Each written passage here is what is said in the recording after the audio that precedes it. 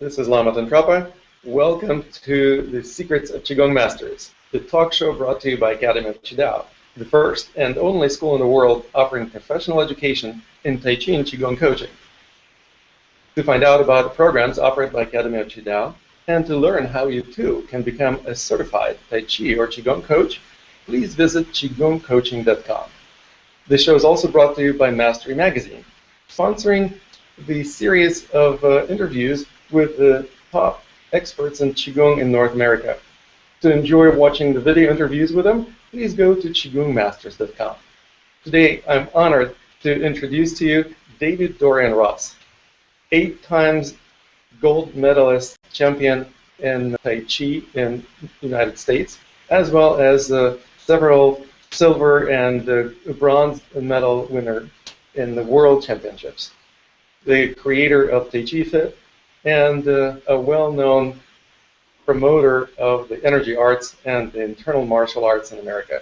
Welcome to our show. Thanks, Lama. Nice to be here. Thanks for the invitation. It's really great to know that you are doing some amazing work, both promoting and educating people, and also creating some really novel programs that many people would benefit from, and obviously already many people benefited from. How many people have attended your Tai Chi Fit program so far? It's hard to assess, worldwide, because we have instructors all over the world who are teaching classes every day. We have instructors really ranging from Australia, to the west of me, to I think we have people in Greece, and we're just signing up a new instructor in Turkey. I don't know that they talk to each other, but that far across the globe right now. We have a student who comes to my class every day, who's in Taiwan, who's in Taipei. So it's kind of hard to assess how many people are taking classes that have been affected. In my class that I teach, in the daily class, we're putting about 2,000 people a month through the classes, and we do classes every day. So well, they probably know. It's a handful. They probably know how many people are paying for the classes. So that's enough to keep the lights on. Yeah, that's crucial. And also, it's fantastic that you do that in a format that allows people to experience the benefits of Tai Chi worldwide. In other words, you are doing it in form of a video streaming class, which is something novel. I've tried doing that for some time, and back then technology was still pretty sluggish, so the video was choppy, and people would often complain about the quality of the product. How is it coming along for you now? You might remember I tried to do the first worldwide webcast of World Tai Chi Day back in 2010. Right. And that was, we literally launched like the same month that the iPhone 1 came out. And so nobody really had the technology to stream, and I had a cameraman up at the Qigong conference in San Francisco on that day. He was lugging around this big camera, and it broke down. It just really the technology has not caught up to the concept at that time. But just last year in 2014, we found that finally there were some companies that really had nailed down compression rates and the ability to stream multiple camera feeds and everything. So and we get a beautiful product. We don't drop anybody, and we can handle a lot of people. We can handle 50 camera feeds at once, and we can handle a whole lot more participants who just can't turn their cameras on. So we have the capability of putting 1,000 people into a class, and maybe one day we will. Maybe World Tai Chi Day, we'll have 1,000 people in our class. That's fantastic. Let me ask you a little bit about the program itself. What is it that you offer in that program, and what do people learn? I understand that there is. So Tai Chi Fit always has been. It's an evolution of a concept that I've been working with my entire career. So my entire career has really been around how do I successfully share Tai Chi in a way that people can fall in love with it the way that I fell in love with it. So, classical Tai, and I'm a student of classical Tai Chi Chuan. I've been to China multiple times. I've studied with, very traditional teachers. I still study with a very traditional teacher. And I also know that the one thing that classical Tai Chi does poorly is attract new students. Right? For every 10 people, it's like you get a bunch of Tai Chi teachers in the same room, and they all bitch about the same thing. It's like, I started out with 100 students, now I have 2 left. It's the same story. The issue of attraction, it's an issue of attrition. And that attrition sometimes is set in motion in the first class, experience. Because if you talk to people who exit their first Tai Chi class, they're like, wow, that was really interesting. Kind of different than I thought it was. Yeah, I learned a lot. The teacher seemed really nice. Will you go back? No, I don't think so.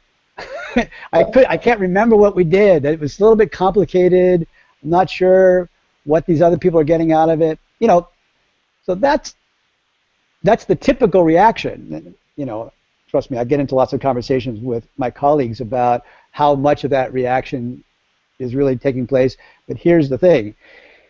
If we were more successful at attracting than keeping students, we'd have 20 million people doing Tai Chi in America. Right now, the stats are around 2 million. That means for every 100 people that could be doing Tai Chi, 1 is still doing it. Well, and it's also interesting that when people engage in the Tai Chi studies, they often have certain expectations or assumptions. They think they know what they're going to be learning. Right. Often what they end up learning is something radically different. And it also perhaps is the case with Tai Chi Fit classes because people don't know what to expect. So I tell them, it's a very important point. So when people come to class on the first day, here's what I tell them.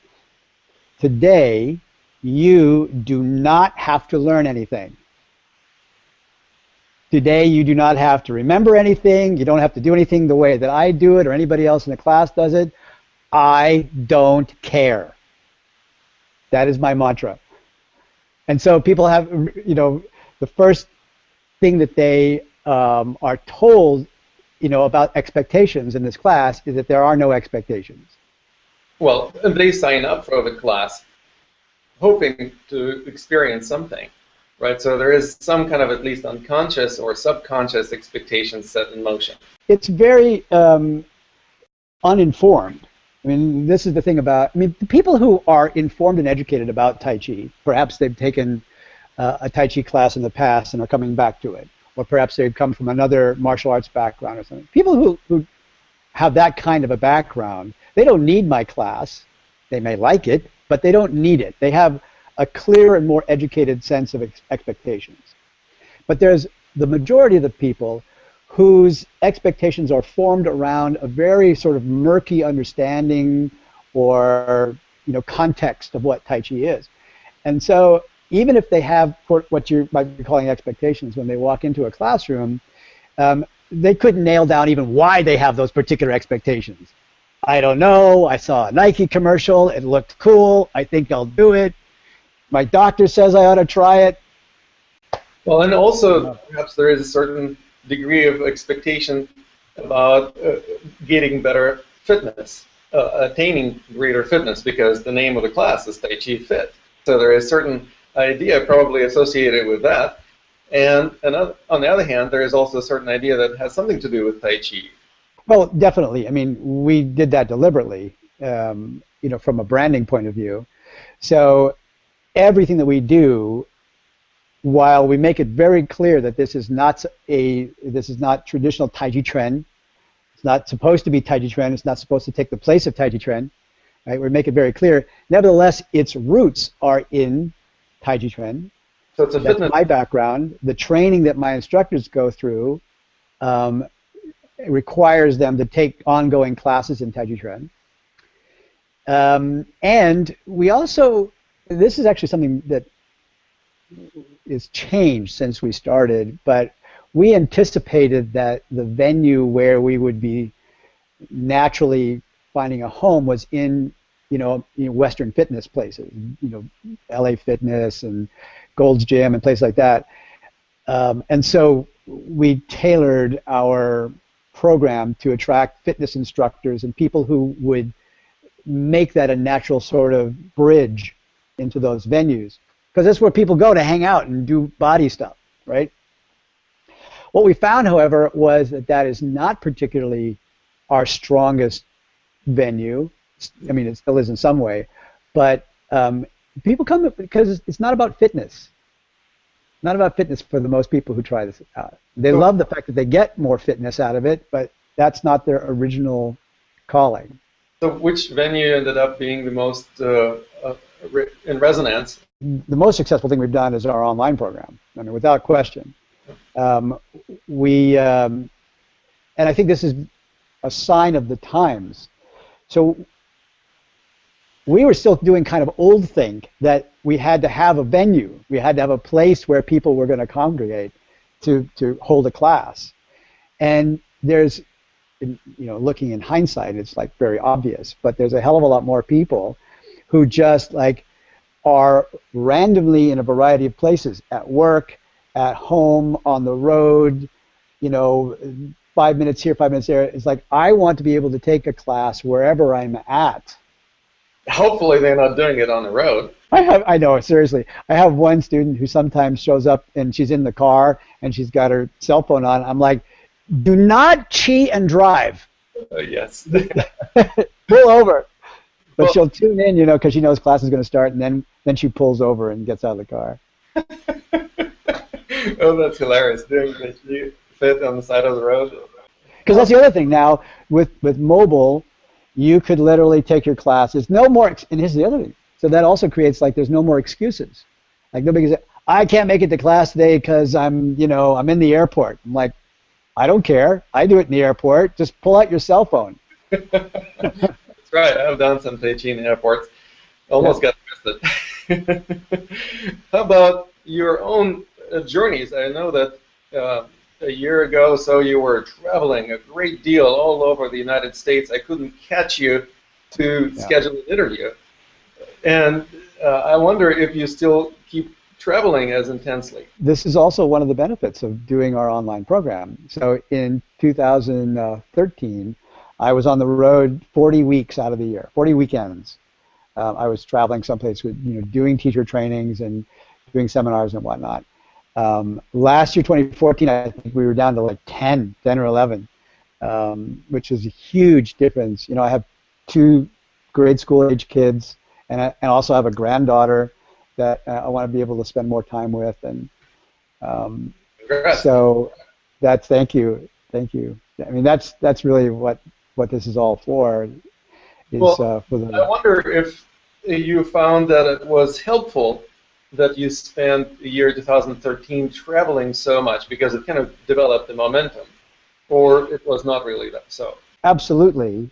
And looking backwards and trying to second guess things is really not always a very fruitful endeavor. I try to live in the now. I think that every weekend that I was gone, I was split between I really wish I was home with my family, but also I'm like having a great time and I'm meeting amazing people and we're touching lives and all that kind of stuff. That was great.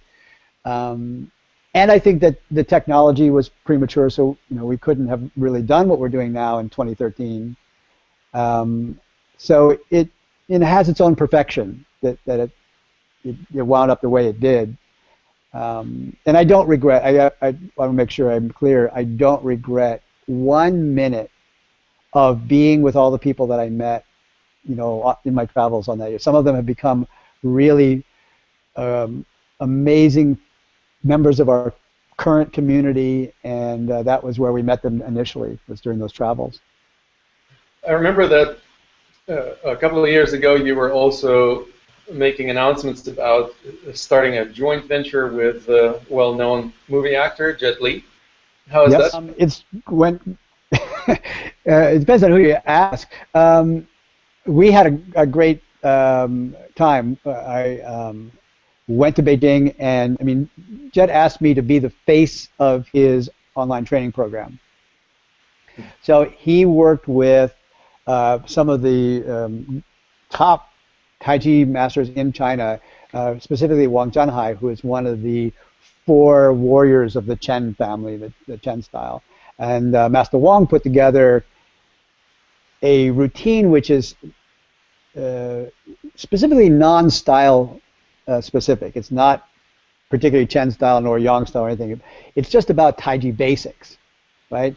Covering the Bafa, the 8 techniques, and the Wu Bu, the 5 steps. And so I went to Beijing and was the main instructor because I could speak English and I'm good on camera and all that kind of stuff. And we came back and they launched the online academy. And it was gathering lots of followers and everything. It's it was probably one of the highest quality productions ever done. Another reason why they asked me to come is because I've done so much video, and so I really had a lot of tips and tricks up my sleeve, and we came and we did some new camera angle work and stuff. And in fact, we had some people from the Chinese Wushu Federation come to the set, and they were like, "This is the most innovative and progressive stuff that's ever been done in China in terms of filming Tai Chi." So that was awesome. What was innovative about it? What were the tricks of the trade, so to speak, that you introduced that they didn't know? I'm telling you, that's the $1,000 interview. No, it has to do with like what's the point of view. So it's not a secret if you watch any of my videos, you just figure it out, right? So there is in filming a point of view where you place the cameras and you take a look at the cameras, and then what's the viewing experience going to be. 90%, 95% of all Tai Chi videos that have been made in the past, including the ones I made, right, in many occasions, but are still being made, that's the thing that I shake my head about, from a front angle point of view, like somebody's on stage and you're back here watching it. The unfortunate thing about that is that a video viewer gets completely lost in that kind of point of view. Right? So you have to figure out what are the points of view that actually work for someone watching a program to be able to follow. How many screens are you using simultaneously, and when and where do you change the point of view to get the maximum out of the movement you are instructing at that moment. I see. Right?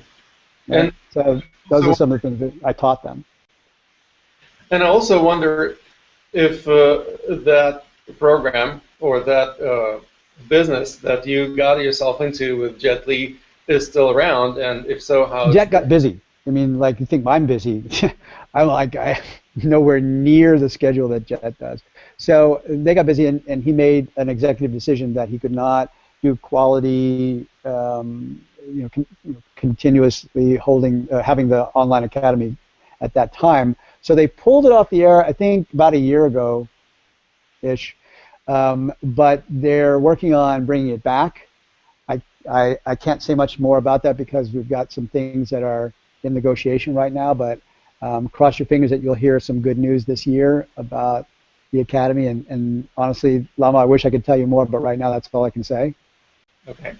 And what I would also be curious about is how your business is doing. I understand that many Tai Chi and Qigong teachers really seem to be kind of getting slowly behind the ball, that it's not okay to just teach for free all the time, because we can't afford paying our own bills. So a year ago, I organized the Summit of Qigong Masters dedicated to abundance.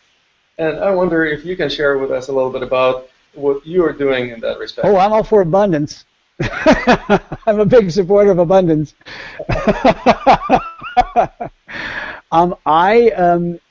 I have been very blessed in my career, very blessed. I don't know, I have no statistics, I don't know. I think it could be fair to say in some respects that I'm the most successful Tai Chi teacher in the U.S.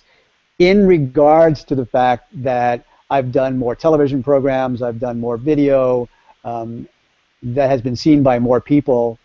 I've had the ability to support myself and my family teaching Tai Chi, and now in my older age, it's getting even easier. I think that there are a lot of teachers who do so many things better than I do. So many things. In terms of content creation, for example, Dr. Yang Ming, it just blows people out of the water with how much he creates in the medium that he creates. There are masterful, Tai Chi stylists like Ren Guanyi, for example. There are great writers like Violet Lee. I mean, there's all kinds of people who do things better than I do. Arthur Rosenfeld, who is a great writer. I love the way he writes. So in terms of what they do. But I have always believed that you could make Tai Chi a business, that even in the days when I wasn't really keeping the lights on, I felt like I'm going to dedicate myself to trying to support myself through Tai Chi rather than have it be a side job. Right. I think that one of the things I say a bit tongue-in-cheek, but really like a bit seriously, is I want to create. I want to help create. I'm not going to create them, but I'm going to help create more Tai Chi millionaires. Right? Because we have people in other aspects of careers. We have a lot of fitness millionaires. We've got even yoga millionaires. I'm like, where's all the Tai Chi millionaires? Where's the Qigong millionaires? Exactly. Right? So I would like to see that happen. I'd like to be able to have this be in our culture, that it is a legitimate career, that people could live the American dream, if you will, and be as successful as any other kind of endeavor. I'll tell you what kills me is so oftentimes, now that we're, living on the internet and everything, it's just like people just throw up, what they think for everybody to see, is how many people don't understand that this is a very noble calling. And you should be able to support yourself with this. I get a lot of people emailing me all the time. It's like, I want to stay teaching Tai Chi, but I know a guy who had to leave his country because he could not support himself teaching Tai Chi. Well, I've known many people who had to get a second or third job because they couldn't support themselves teaching Tai Chi or Qigong, for that matter. Right. And what happens is that I really believe that people are afraid of turning Tai Chi or Qigong practice into a full-time career because they actually have some subconscious lack of value that they believe they're offering.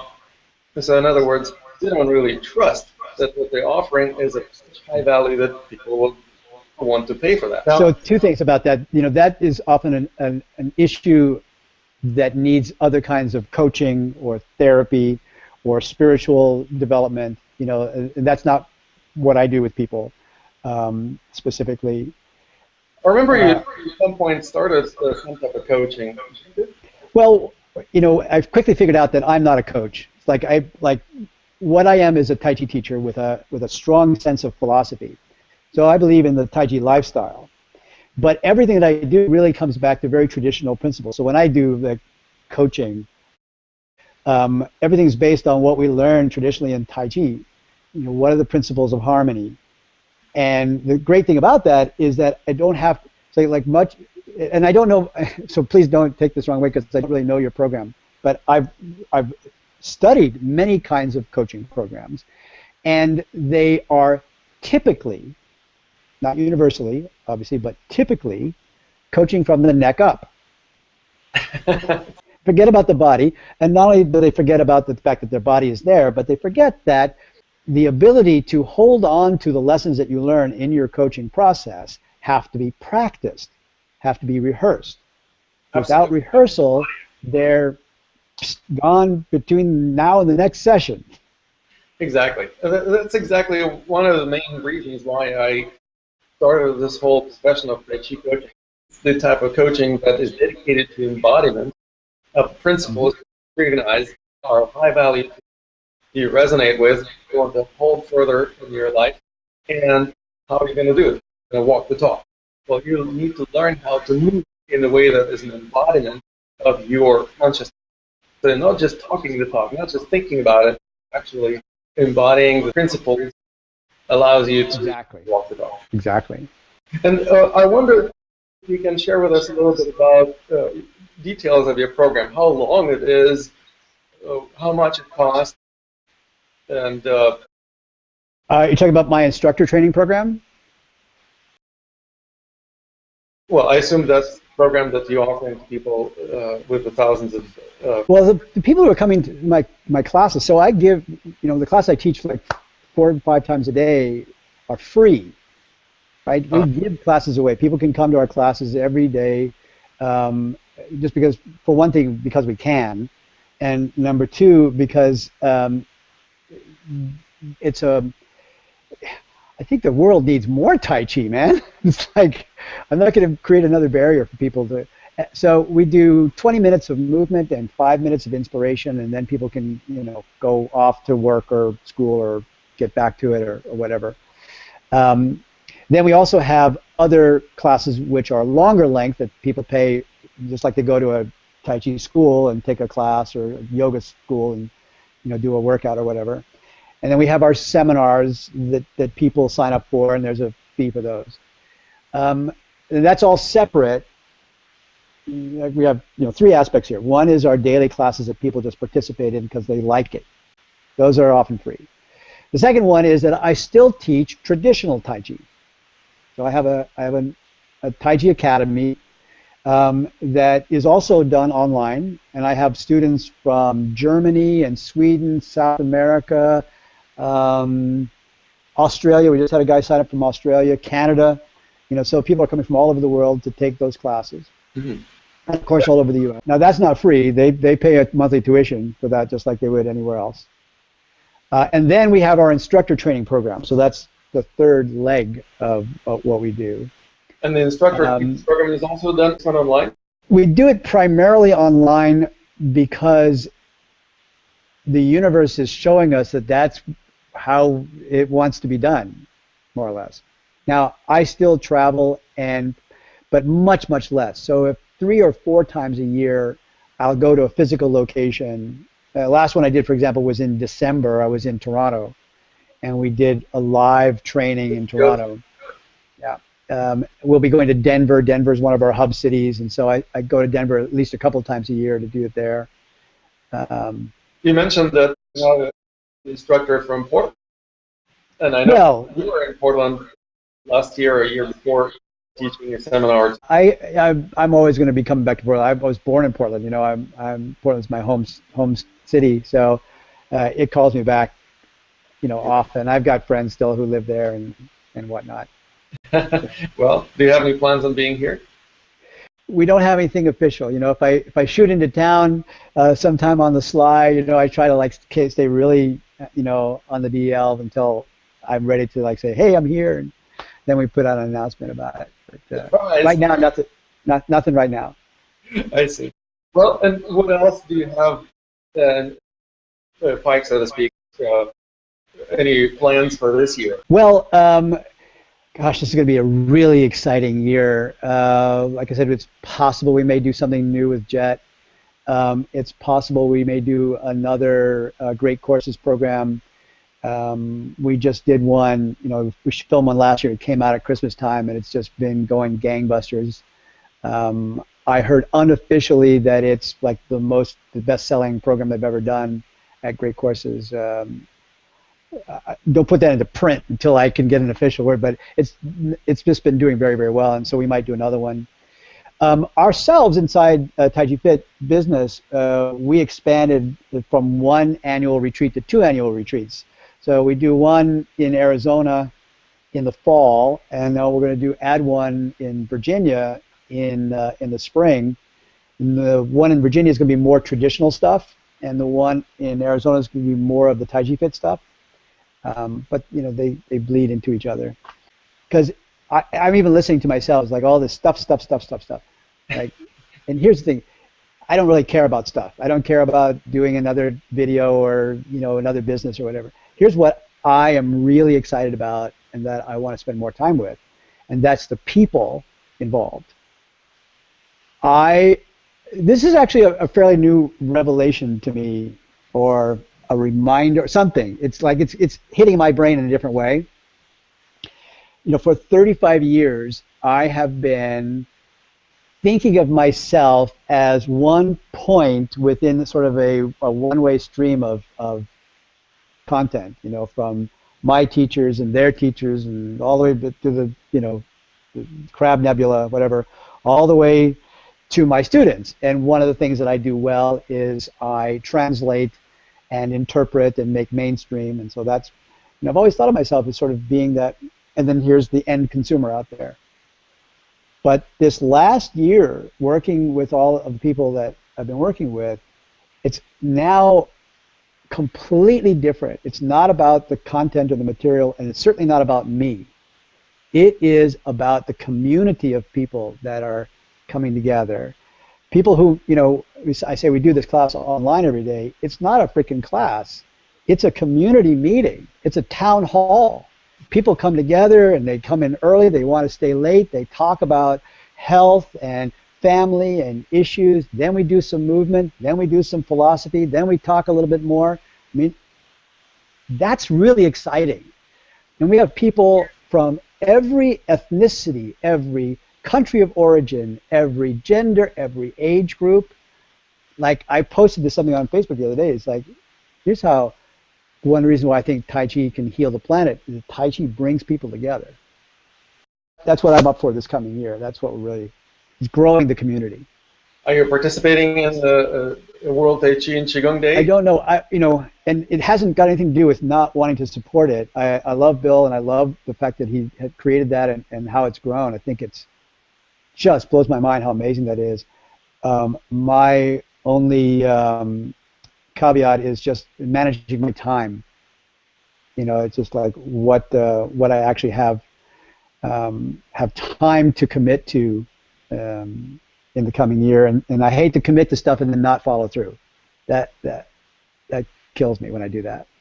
Like, I just won't do it. I just won't commit. Right. Well, fantastic.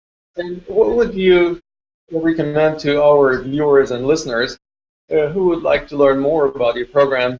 Where can they find out, and also how they can register? Thank you for asking. I'll slip you that $20 later.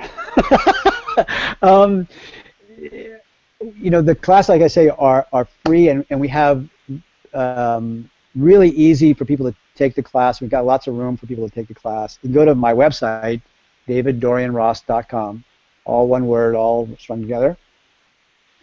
And just on the front of the website, it says "Book Now," and there's even about to be a little video on there. We'll kind of walk you through all the steps about how to set up your account, log in daily, and take the class.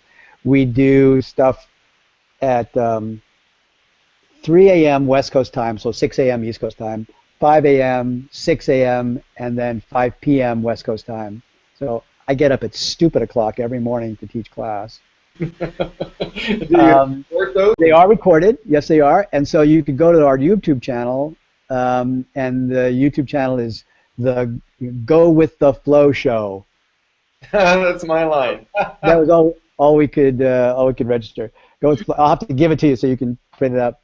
But you can go on there, and we record every day, and we put up a highlights video plus a full-length workout. So if people miss the class, they can just go on YouTube and get a free class out of that. This is definitely a prime example of how a Tai Chi teacher is giving away a lot of stuff for free. I think I know too damn much. Like, there's 35 years of stuff packed in there. By the way, I say I know too much. There is 100 times more stuff that I don't know. That's why I still work out with a teacher, because I'm still learning. I'm just a student. I'm a poor, humble student. That's all I am. But I have to make room. So I give all this stuff away for free because I think that we can. Here's the thing. The value of Tai Chi lessons, because people ask me all the time, don't you think you're taking things away from other Tai Chi teachers by giving stuff away for free? I'm like, you guys got to get what people pay for. People, your students, that's what I mean, are not paying for Tai Chi. Like, if you think that people are paying you for the Tai Chi, then you don't understand business. You don't understand commerce. You don't understand human nature. People don't give a shit about Tai Chi. right? At the end of the day, they care about you. So the value of the Tai Chi lesson, because people aren't stupid, they can go on YouTube right now without me and get 1,000,000 hours of Tai Chi instruction of every stripe and style, right? There are thousands of books on Tai Chi that you could come with. So it's not that there's a lack of Tai Chi information out there right now. So why would anybody come to a class in the first place? It's because they want to relate to you, the teacher. Like, you're the magic in the soup, man. And so that's what you cannot replace online or on YouTube or in a book or whatever. And that's what your value is. And that's why I say there should be more Tai Chi millionaires, because I know people are worth a lot. Absolutely. And this is something that I'm also putting out to the Tai Chi and Qigong community all the time. For example, now I'm starting the new version of Qigong Mastermind.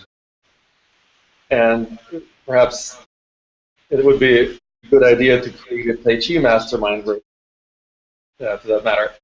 And I think that a lot of people could use it.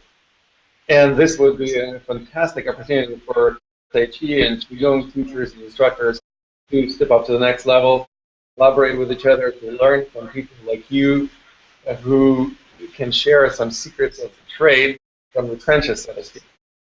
You just give me the call, I'll be there. But right now I have to go pick up my children. Okay. Well, I want to thank you so much. It's been a real pleasure to talk to you. It's my honor. I really appreciate the invitation. I think you're doing awesome work, and just keep it up, man. Keep sharing. Let me remind our viewers and listeners that you are watching and listening to the interview with David-Dorian on the Secrets Masters Talk Show, brought to you by Academy of Qigong. First and only school in the world offering professional education in Tai Chi and Qigong coaching. You go to qigongcoaching.com to learn about the programs that Academy of Qigong offers and to find out how you too can become a certified Tai Chi or Qigong coach. The show is also brought to you by Master Magazine, sponsoring the Master of the Month series, interviewing some of the top experts in Qigong in North America. Please go to qigongmasters.com to enjoy watching these interviews.